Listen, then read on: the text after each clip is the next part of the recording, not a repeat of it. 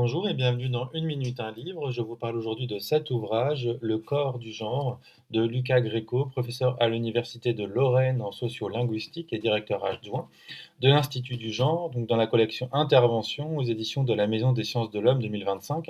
Alors l'ouvrage nous plonge dans les débats et évolutions des études de genre féministes, trans, queer. En effet, plus précisément, Lucas Gréco aborde ici les tensions critiques entre études queer, avec notamment tout le travail de Judith Butler sur la question qu'on connaît du langage et de la performativité du genre, et le courant néo-matériel, via notamment les travaux de Barad, mais pas seulement, avec l'idée de préciser que les corps, la biologie, les émotions, les objets, les technologies ou l'environnement ont un pouvoir réel.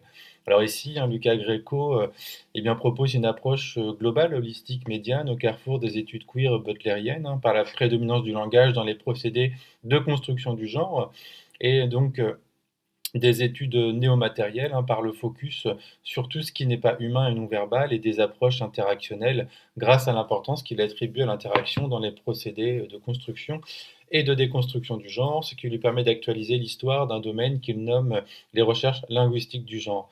Alors ainsi, l'auteur prône une épistémologie relationnelle située et non hiérarchique. Alors on parle dans l'ouvrage de multimatérialité, de multi-agentivité et bien sûr de dimension critique, pour un débordement du genre, un genre en excès au-delà de l'humain et de la langue. Alors, quelques questions se posent. Que peut-on dire aujourd'hui de nouveau à propos du genre? Les approches néo-matérielles remettent-elles en cause la dimension humaine du genre et sa dimension politique? Peut-on penser le genre en dehors de l'humain alors que depuis les travaux fondateurs, comme le rappelle Lucas Gréco, de Margaret Mead et Simone de Beauvoir, le genre a toujours été pensé en relation avec les procédés de construction et de la subjectivité humaine? Peut-on penser le genre par le biais du discours comme l'a fait Judith Butler, ou par le biais de la matière comme le font les approches néo-matérielles, en négligeant ainsi le rôle joué par le langage et l'humain dans la construction et la déconstruction du genre? Alors voici vraiment le type de questions auxquelles Lucas Gréco tente de répondre de manière pédagogique. Alors les explications relatives aux tensions entre les courants permettent de mieux en saisir justement la dimension critique. Par exemple, le travail de Judith Butler a pu être mis à mal par le courant néo-matériel, mais aussi par le féminisme matérialiste d'inspiration marxiste et d'une façon quelque peu différente par les études trans. Alors que le féminisme matérialiste prône sur le modèle de la lutte des classes, une abolition à terme des catégories de genre, les études queer défendent un dépassement des catégories par leur détournement, et le tournant néo-matériel vise, sous l'influence de Donna Haraway, et par la décentralisation du rôle du langage et de l'humain, je cite toujours, à la construction de catégories ad hoc dans lesquelles l'assemblage, par exemple, entre nature et culture, humain et non humain est possible.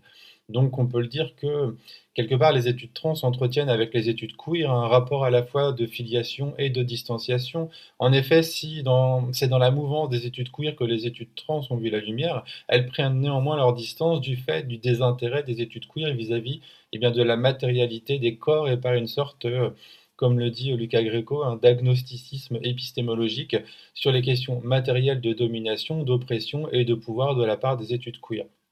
Alors donc, les études trans héritent des études queer, mais s'en éloignent parce qu'elles veulent revenir au corps réel et aux dominations concrètes, là où la question queer est parfois jugée trop abstraite ou parfois trop centrée sur le langage. On est vraiment dans des épistémologies très académiques et situées qui naissent de besoins réels, notamment politiques, comme pour les études trans, mais avec parfois de mauvaises lectures, notamment par rapport à Judith Butler. On oublie de rappeler qu'elle pense aussi au corps vulnérable et exposé. Alors Lucas Gréco revient donc sur les luttes féministes, les vagues féministes, tout en précisant les continuités avec les questions d'égalité, différentes, de lutte contre les discriminations et le patriarcat, et donc aussi les ruptures. Alors qu'est-ce qu'un sujet genré? Doit-on opposer langage et matière? Je vous invite à découvrir notamment les exemples d'analyses concrets dans l'ouvrage, comme la consommation de viande, les gender reveal parties, la queerness du fœtus et les multimatérialités dans les échographies prénatales, ou encore les pratiques de travestissement en ligne. Alors, selon Lucas Gréco, dans son approche médiane, le langage et d'autres ressources matérielles constituent un assemblage multimatériel. Donc, en conclusion, l'idée d'une approche davantage intégrative invite à penser le genre à la fois comme un système de normes et un ensemble de réalités matérielles qui s'inscrivent dans les corps et les vies. Le féminisme matérialiste queer, c'est penser le genre comme un système d'exploitation incarné, produit à la fois par des conditions matérielles et par des normes, sans hiérarchiser. Alors vous avez vraiment ici en tout cas j'ai envie de dire un état des lieux, très clair, très précis, très académique, hein, des différentes positions dans le débat. C'est important en tout cas de faire le point sur ces éléments parce qu'on utilise souvent les expressions, sans avoir finalement les explications qui accompagnent en tout cas les différentes propositions. Donc je vous invite vraiment à découvrir, cet ouvrage et à repenser peut-être les choses autrement. En tout cas, l'idée de penser les choses de manière plus claire. Je vous souhaite une bonne lecture, une bonne découverte et à bientôt.